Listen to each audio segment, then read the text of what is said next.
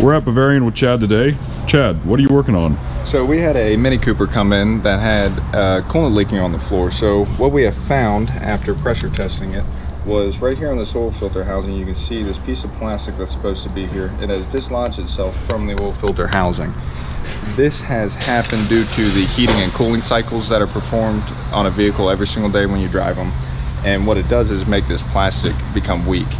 And over time, there's nothing you can really do to prevent it just due to the plastic that it is. So what we're going to do today is we're going to replace this oil filter housing, and at the same time while we're doing this job, we're going to replace this coolant pipe that goes from the upper radiator hose to the engine block. It is also a very common issue on these vehicles. It's not leaking here today, but since we're already in here for no labor charge, we're just going to go ahead and add it on the bill and get it done for them so they don't have to worry about it here in the future.